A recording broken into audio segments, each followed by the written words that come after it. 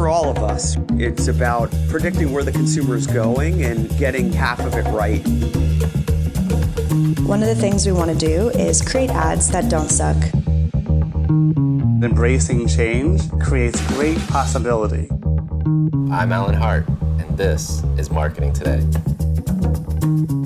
Today on the show, I've got Laura Paz, who's the Regional Senior Marketing Manager at Subway and has responsibility for the Latin American markets. We've heard a lot of talk about artificial intelligence and the use of artificial intelligence or AI and machine learning, among other types of technologies in marketing these days.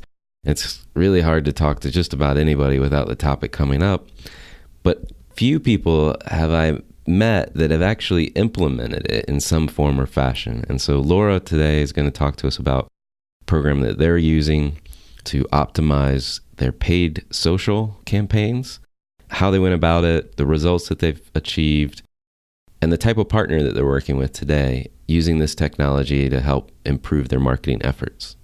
I hope you enjoy the show. Well, Laura, welcome to the show. Thank you so much, Alan, for having me. Well, so I want to start off today to get to know you a little bit better. And I love asking this question, which is, what experience of your past defines and makes up who you've become? That's a tough one. So I don't think it's just one specific aspect. I think that through life and through many experiences, you get to be who you are, and of course, evolving every time. I might say that I was born into an entrepreneurial family. And as an entrepreneur, they, of course, faced up and downs through life. And it was really nice when everything was going really well. They always say like, hey, we have to be really smart because at some point things could go wrong. And when things could go wrong, and they went wrong, of course, they were always striving to learn, to gain more knowledge, and to prepare for the future and to continue striving for more and to achieve any goals through any circumstance they have. I think that kind of struggle at some points, of a kind of perseverance to keep afloat and to go further has built a lot of me, and for me to be, very pursuing always my goals. So I think that part in my family has helped me to be who I am today. What fuels you? What keeps you going? What drives you personally? Personally, I'm a mom. I have 2 kids, and my family basically, trying to find a balance, of course, between my personal and my career. That has been really impactful in my life, and to see them grow, to see them learn each day. I think that's the passion I have today in life. Well, good. Well, I should have started this interview off saying, I think this is my first interview in Colombia, I think is where you are right now. Is that right?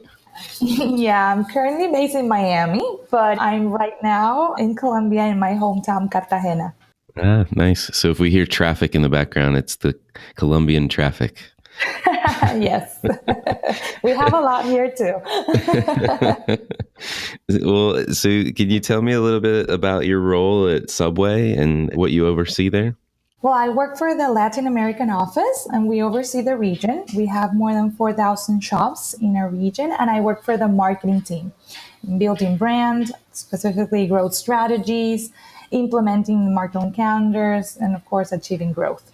Okay. I think I've got this number right. I know you've got over 4,000 restaurants in Latin America. Yes. So, can you describe the challenges or opportunities of going to market in all those different countries? Challenges. Well, during the past 2 years, our economies in Latin America have suffered. They've been slowing down. I think that we have, as a company, great opportunities to still continue developing. It has been challenging due to the devaluation of currencies in the past 2 years. I think that we have many opportunities to continue growing and positioning brand in countries. Okay, great. What does your mix look like across those different countries in terms of your marketing mix? So what are all the types of tactics that you're deploying? Got it. We have, as far as media, we use traditional and non-traditional media, specifically digital. It's coming up really big now. And of course, we're making ourselves smarter to activate more across those platforms. And then we have, as platforms of communication, we have, of course, brand building campaigns. We have promotional value program windows. And of course, part of it, it's going to be a lot around innovation and innovation of new products, innovation of our shops. So that's a big one for it has been a big one for 2017, and it will continue to grow. Okay. And what's the types of innovations that you're deploying at the different retail shops? Fresh Forward is the new design for our shops. And then across products, we are working a lot to make our products more relevant in every single country, bringing new and engaged flavors to have an even more or a higher appeal into our consumers. Okay. And so you talked about all the different media you're using, traditional as well as digital. How do you look at ROI today? Where are the numbers that you're looking at? Are they coming from your media partners? Do you do your own studies? We do our own studies. We have, of course, shared information through our media partners and through, of course, internal KPIs. Okay. And so we were introduced because you're starting to use artificial intelligence in media buying. Can you describe, what you're doing with AI today, how that works?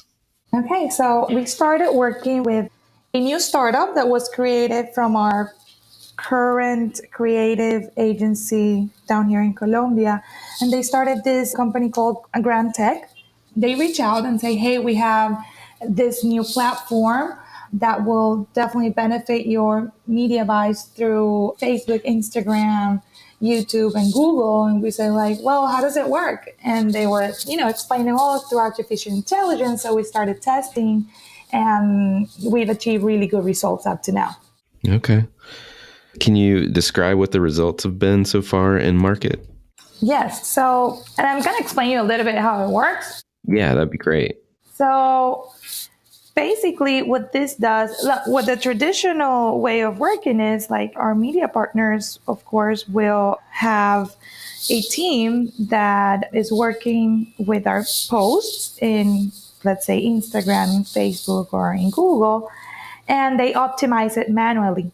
So what this platform of AI does is that it takes our creative and it tests our creative among not only the different messages that we want to attain, but the different vehicles of mediums that we want to reach out. So let's say they test in both Facebook or Instagram. So they take this information or our assets, they test it for a day. And then afterwards, what they do is they analyze which are the audiences that are going to be most impactful with our communication and also our asset, which is the creative asset that is going to attain more engagement upon our consumers. So after they test this during one day, they process this through an algorithm. I'm not technical at all. I'm trying to explain as better as possible. They use this algorithm that actually tests around thousands of ways of actually posting this communication. And when, of course, they deploy this artificial intelligence mechanism, what it does is that it actually deploys targeting the best audience possible, which is reflecting in our optimization of at least 50% of what we're buying today. So it's a lot. So it's not that they buy through this artificial intelligence platform, we get a cheaper CPE or CPV or etc., CPV metrics. No, it's actually super optimized to make it more effective to attain your audience's consumers and to generate, engagement and clicks or whatever you're seeking for. Interesting. Thank you for that description. So where did you first deploy this new product and new solution, if you will? We started a test in Argentina. It was the first country we tested on. We did it for a month. And then we saw the results because, of course, we weren't sure that this was going to work or not. So we tested. And after the test, the results reflected a 60% optimization versus what we had before. So, of course, we deployed nationally. Right. And so how many countries are you in now? Six. Six countries? Yes. In which we, of course, tested beforehand. Okay. And what have been the results so far? In average, we're generating at least 50% optimization than before. Wow, that's impressive. Yeah, it is. So I want to get back to this testing, if you will. So just to clarify for listeners, what all are you testing? campaigns? What aspects of the media itself or the message, are you testing message or creative? I just want to make sure that they're real clear on what's included and what's excluded from what you're doing. What we test is both, of course, for us to migrate to these kind of platforms, we have to reflect our stakeholders that is more effective to what we're using today. So that's why we test everything that we do, we deploy in countries beforehand to have, to be completely sure that it's a better solution to what we have today. So now when we go to testing in each country, we test our creatives, the creatives that we're going to use for, let's say, a digital campaign. And then we test we give the agency, hey, this is our target audience. This is what we want to achieve. We brief them on it. And then they go into testing with the platform to actually compare if what we're doing, if the results are better to what we're doing today. And of course, because the optimization is made through an artificial intelligence platform versus a team of people that, of course, don't have all the hours and all the time to make or to analyze all the different variables that we can buy on. Of course, this is generating and more impact in our media buys than beforehand. Okay, so you're testing. Ultimately, you're trying to, it's not a creative assessment. You're not testing necessarily the different creatives, but you're trying to get the right medium match to the right creative. Is that right? Correct. Usually when we start a buy, we give around 5 assets to DataGrant, and they assess based on, our objectives, which is the creative and which is the audience that will better or we're more, that it's going to be more reachable and more effective to target. We analyze a little bit of both. So I have to say, there's a lot of talk of AI, but very little that I've seen applied in the real world of marketing, which makes what you're doing pretty impressive. Were you skeptical at first? Of course. Of course. Yeah, we didn't believe it at first. Like, when they were, telling us about it, I'm like, no, there's no way. No. So that's why we said, okay, we're going to start doing this little by little. Let's test in one market. Let's test in another one. And, results had shown us that it's a really good thing. But of course, we were skeptical at the beginning. What made you try it? Was it just the scientist in you to want to test something new, or what got you over the hump? I think that right now, with the technology and everything shifting, we have to test everything. And we need to understand how marketeers, how can we do a better job across everything? And I think technology is that opportunity that we're facing today that could support all our teams to be better, to have a better performance. So I think that right now in our team, we're super open of testing everything that could have a better result. Interesting. And so the funny thing when we were talking before, I thought about this was that this new product, this new technology application actually came from your creative partner who has spun out a new company called DataGrant to do this. Why do you think they did that? Well, let's see. I think that, they hear a lot of clients trying to leverage the digital platforms a lot. I know that we continuously say we need to be smarter, we need to make it better, we need to engage more, we need to bring more solutions into the table because of course we're, and not only us, but lots of brands are investing more and more in digital, but we have to make it really effective and really smart to actually contribute towards the business and the ROI. So I think they've heard a lot about this. So maybe they were trying to find a solution to better support their clients, I'm assuming. Right. And so when you guys started, they did not have the paid social media responsibilities. They were just a creative partner. Is that right? Correct. They were managing the digital creative side of it, but not the buys. Interesting. So do you think their background coming from a creative side impacts, their success with this new technology or? Yeah, I think so. And trying to find solutions. Creative agencies are always trying to find solutions into involving brands, positioning brands, etc. So I think that definitely supported them. So I guess what tips or advice would you have for marketers thinking about either AI or machine learning or other new technologies? We need to be super open to it, and we need to gain more knowledge each day. Marketing has shifted. The future is now, is not in the future. We're living it. And we need to work with through smart analytics. We need to work through big data. We need to work with machine learning, etc., because it's how the world works today. And even though traditional media is the biggest medium right now, I think that it will continue to shift. And for us marketeers to find our target and to effectively engage them, we need lots of big data, and we need to perform better in those areas. So I think that the only tip is we have to be very open and test everything that comes along, even though it's out of our comfort zone. I think that our budget should include a specific part of it evolving and testing new solutions that could be the silver bullets of the future. I don't know. Yeah, I think that's smart, is setting aside a portion of your budget to test new things and to try to optimize. I think there's a lot of debate among people I talk to about, the use of technology, especially when we start talking about AI and machine learning, that it might actually impact the creativity. And I'd love, having done this, at least in paid social realm, do you feel like it's hurt the creative process or has it enhanced it? Not at all. I think that creative agencies are learning now. I think it's an actual opportunity of knowing how to correctly and effectively know how to pursue your consumers. It's like doing, I don't know, let's say focus groups, but every single week or every single day. So I think it's a really good opportunity for them to understand also and to learn each day how to be more relevant into the communication with our consumers. Great.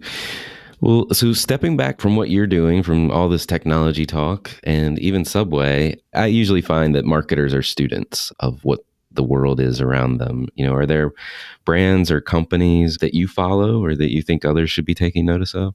I follow a lot of them. I follow big companies such as Coke, the more traditional marketeers of the world, the Cokes, the Pepsi, the Proctors, Unilever, etc. And of course, the technology ones, right? Because those are the ones that are right now leading the world. But also, I'm trying to focus a lot in new startups and trying to learn from these startups because, there's so much out there. And big companies, of course, they have a more traditional way of exposing their strategies, campaigns. But I've learned a lot. I continue, to read every single day about startups, how they do it. I'm feeling a lot of passion and learning from across many of them, not just one, but many of them. Yeah. Okay. If you think about startups and watching them and studying them, what are you taking away from how they're doing things versus these big companies? They are okay with not having great results and they manage really great failure. I think that's how they're achieving a lot. Of course, when we're in big companies, it's harder. We have a lot, stakeholders. We need to achieve constant results. So I think that in the startup world, they have that part that, it's okay to fail. Let's do it again. Let's try again. And in a more easy way, let's say, or in a more, Right. So it's just that notion of being able to fail and learn from it and move and pivot. You think bigger companies should be trying to adopt that? Correct. It's not that they don't adopt it because, of course, in all companies, we have wins and we have failures.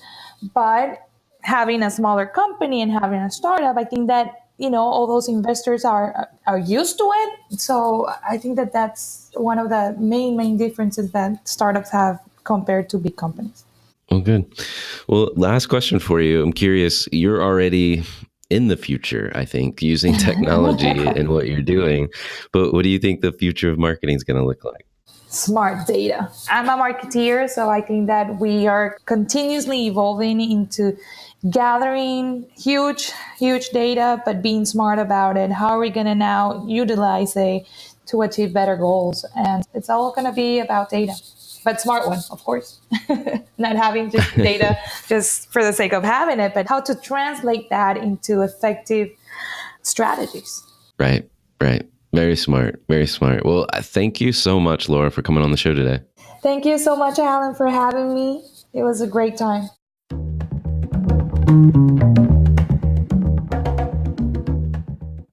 Marketing Today is brought to you by Atomic. Atomic focuses on unleashing the growth potential for clients we serve.